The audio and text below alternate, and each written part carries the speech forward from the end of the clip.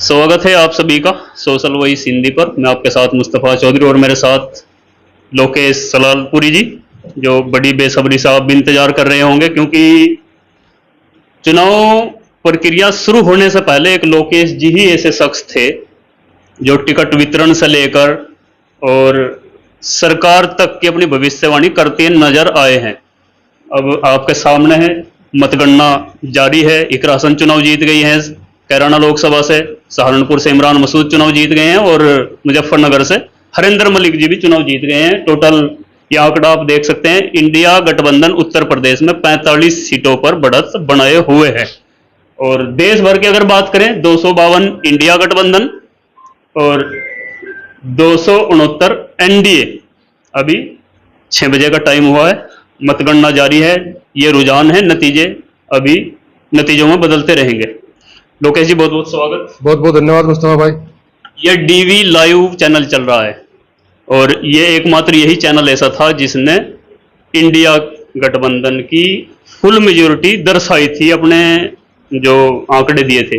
बाकी सभी चैनलों ने 350 से लेकर 400 तक, और एक दूसरे शख्स आप थे केवल जो इंडिया को जो है सबसे कम दिखा रहे थे, 200, 250, 220 के समथिंग। वो ठीक है, अभी मेजोरिटी में तो नहीं आई, लेकिन जो बड़ी बड़ी एजेंसियां हैं उनके आंकड़े बिल्कुल फैल हुए हैं और लोकेश जी का अभी विश्वास कर सकते हैं।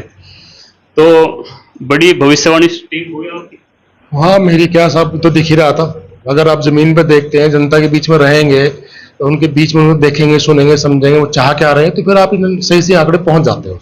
तो आप इस डीवी लाइव को ही देखते थे क्या? जी नहीं, मैंने पहली बार डीवी लाइव देखा आज। अच्छा जी। मैं आमतौर पर टीवी के चैनल पर या प्रोग्राम या न्यूज बहुत कम देखता हूँ। न्यूज तो मेरा टीवी में चलती नहीं है। फिल्म में कुछ देख ले टीवी वैसे कम ही देखता हूँ। अच्छा, एक बात और बता दूं दर्शकों से, ये डीवी लाइव चल रहा है, इसके आंकड़े आप देख लीजिए और दूसरे अन्य चैनलों के देख लीजिए, बड़ा जमीन आसमान का नहीं। यानी कि अभी भी टीवी चैनल अपनी उससे बाज नहीं आ रहे। नहीं, देखिए फर्क ये है कि ये जो इलेक्शन कमीशन के डाटा है वो तुरंत अपलोड कर रहे हैं उन्हें। जी जी। साथ साथ लेकिन जो बाकी चैनल है वो थोड़ा रोक के चल रहे हैं, क्योंकि उनके अपने कुछ अपनी इच्छाएं हैं, उन्हें कुछ प्रेशर्स भी हैं। तुरंत सूचना नहीं जानी चाहिए, कुछ बहुत सारे खेल चलते हैं। ये आपको धीरे धीरे 1-2 दिन में पता लगा क्या क्या खेल चलता है काउंटिंग के दौरान में। डीवी लाइव इससे बाहर है। वैसे इसलिए यूट्यूब पे सबसे ज्यादा व्यूअर वाला लल्लन टॉप वगैरह ज्यादा व्यूअरशिप है इस चैनल की आज भी। ये तो विश्वसनीयता दिख रही है, सबके सामने है, सब चैनलों की फाइल होगी। अभी 269 पे एनडीए है। क्या लग रहा अब? मुझे लग रहा है इंडिया की सरकार बनेगी। इंडिया की सरकार बनेगी? हाँ बिल्कुल बिल्कुल। क्यों नहीं बन सकती? देखिए, जो एनडीए के 2 अलायंस पार्टनर हैं, चंद्रबाबू नायडू, उनका इतिहास है, जिनके साथ चुनाव लड़ते हैं उनके साथ कभी रहते नहीं है। अच्छा। उनका इतिहास है आज तक का, कभी उठा के देख लेना आप। दूसरे नीतीश कुमार जी हैं। दरअसल परसों तरसों जब बात हुई थी, आपको भी नहीं लगता, सबको लगता कि बिहार में नीतीश कुमार को बहुत कम सीटें आएंगी, बीजेपी का नुकसान होगा। उल्टा हुआ है ना। मैंने आपको तब आपने कहा था कि बिहार में नीतीश को कम नुकसान होगा, बीजेपी को ज्यादा होगा, जो दिख भी रहा। मैंने कहा था सबसे ज्यादा सीट भी नीतीश कुमार की आएंगे, शायद सबसे ज्यादा सीट इन्हीं की आ रही है, जहां तक तो पूरी क्लियर नहीं आई, लेकिन लगभग वही अंदाज आएगा। तो नीतीश कुमार, चूंकि उनकी मजबूरी है इंडिया गठबंधन के साथ ही जाना। क्यों मजबूरी है?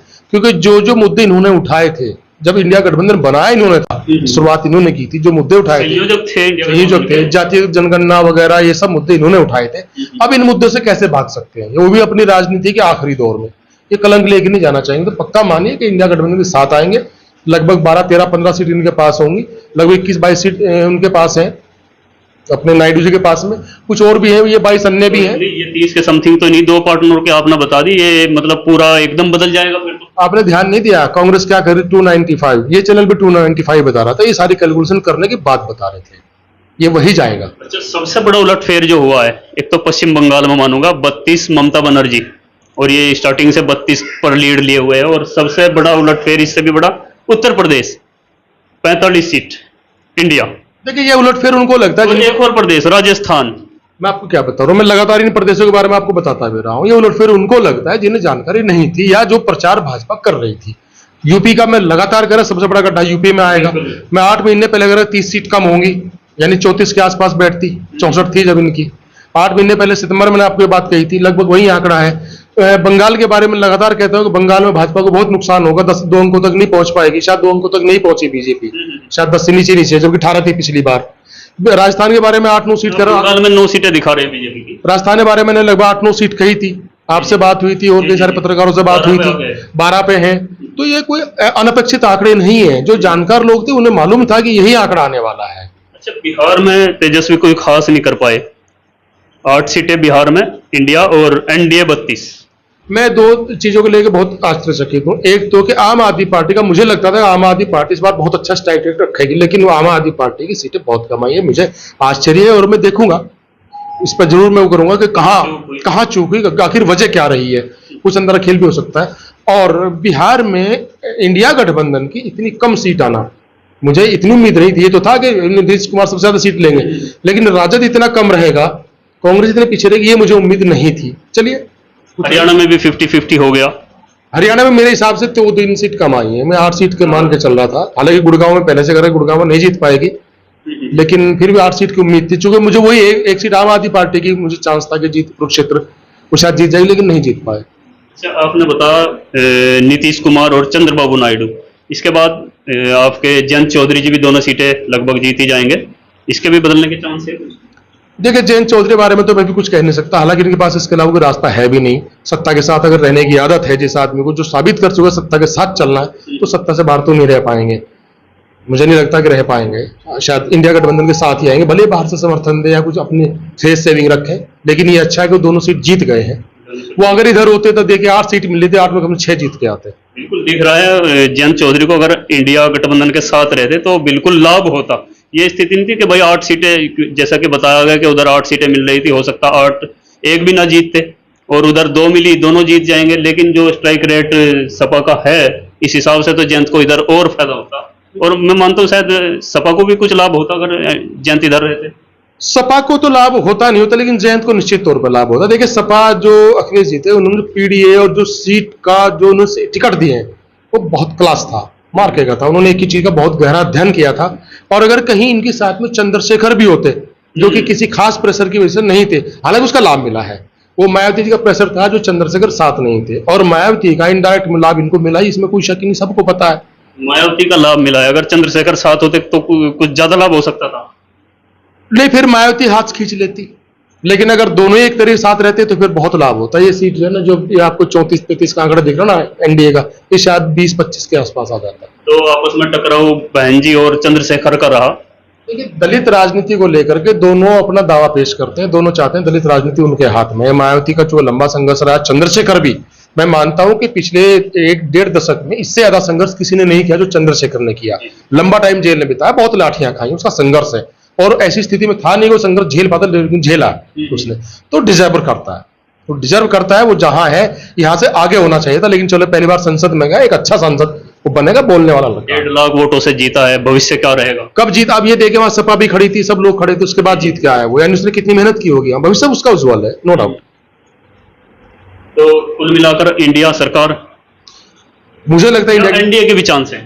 एनडीए के चांस है, तो फिर भाजपा में 2 फाड़ होने के साथ ही हो सकते हैं, चूंकि ये जो एक बात और कही थी आपने कि यदि जोड़ तोड़ करके बीजेपी सरकार बनाएगी तो प्रधानमंत्री नरेंद्र मोदी नहीं होंगे, इस बात को क्या कहेंगे? मैं बिल्कुल इसे, मैं अभी वही करना चाह रहा था कि अगर किसी वजह से एनडीए की सरकार बनती है तो फिर कुछ परिवर्तन भाजपा के अंदर करने पड़ेंगे, चूंकि ये जो एनडीए के साथी है ना, खासतौर पर नीतीश कुमार है या चंद्रबाबू नायडू है, अब शायद ये मोदी जी के साथ नहीं जा पाएंगे। और छोटे छोटे कुछ दल है, अब तक तो मजबूरी के साथ मोदी जी के साथ नहीं जा पाएंगे, तो या तो उन्हें अपना सारथी बदलना पड़ेगा, तो उनको लाएं, गडकरी को लाएं, राजनाथ को लाएं। नहीं लाएंगे, यही चलेगा, तो फिर भाजपा में बगावत भी हो सकती है। इसलिए मुझे लगता है बड़े आराम से, शायद हो सकता है 1-1.5 महीना सरकार चल जाए, कोई हो सकता है राष्ट्रपति जी सिंगल लार्जेस्ट पार्टी को बुला लें, हालांकि प्रेशर बहुत है, ऐसा कर भी लिया, सरकार चल भी गई, तो स्थिर नहीं रहेगी। स्थिति रहेगी तो अंत पंत कुल मिलाकर के एक बात मैं कह सकता हूँ, सरकार जिसकी मर्जी बने, लेकिन लोकतंत्र जरूर बच गया। अच्छा, ये वजह क्या रही? मोदी की गारंटी पे विश्वास नहीं किया, या बीजेपी के अन्य नेता से के विरोध में कुछ रहा, या जो राहुल गांधी ने अपनी तरफ से गारंटी दी थी 1 लाख खटाखट और किसान कर्ज माफी, ये तमाम बातें ये भारी रही। देखिए, जितने साधन भाजपा के पास थे, इतने साधन अगर कांग्रेस के पास होते ना, जनता तक पहुंचने के, पैसा उनके तो खाते तक सींचते, कुछ भी नहीं था। और जो घोषणा पत्र लेकर आए थे, अगर ये घोषणा पत्र भाजपा के साथ नहीं उनके पास होते, जनता तक पहुंचा जाते, तो आज कांग्रेस की अपनी लगभग 300 सीट होती। राजीव गांधी के बाद पहली बार कांग्रेस इतनी सीट लेकर आती कि इतना गजब का घोषणा पत्र है इनका ये, तो ऐसा नहीं है। और वैसे तो हालांकि कहना नहीं चाहिए, लेकिन मुझे एक बात लगी ये चुनाव के बीच में जैसे जैसे मैंने मोदी जी के बयान देखे तो मुझे कुछ ऐसा लगा कि शायद मोदी जी खुद ब खुद चाहते हैं कि सत्ता का हस्तांतरण हो जाए। और जैसे उनकी आदत है, जैसे कि मेरा अपना अनुमान है, ये व्यक्तिगत मैं वो नहीं कह रहा हूं, ये मेरा निजी अनुमान है, हो सकता गलत हो, मुझे नहीं पता। मुझे ऐसा लगता है कि शायद मोदी जी अब ये चाहते हैं कि सरकार बीजेपी की नहीं बननी चाहिए, या तो उनकी खुद की बने मोदी जी की, अदरवाइज फिर कांग्रेस की या किसी गठबंधन की बन जाए, बीजेपी की सरकार नहीं बननी चाहिए। अब इसके पीछे क्या सोचे वो जाने।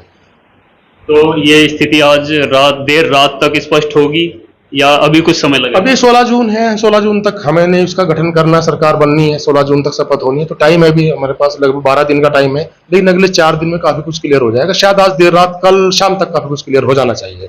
दोनों तरफ के बड़े बड़े नेता जो अदर्स हैं, जो अदर्स को 22 सीटें दिखाई गई है, और इसमें भी एक कमजोर कड़ी जैसे कि आपने बताया नीतीश कुमार जी हैं, चंद्रबाबू नायडू हैं, इधर भी संपर्क एक दूसरे से करेंगे।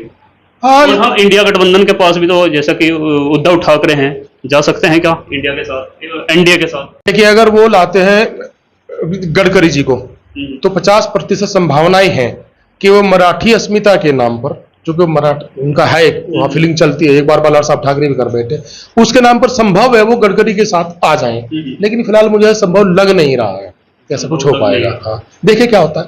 चलो, इसके बाद फिर कल जी बिल्कुल।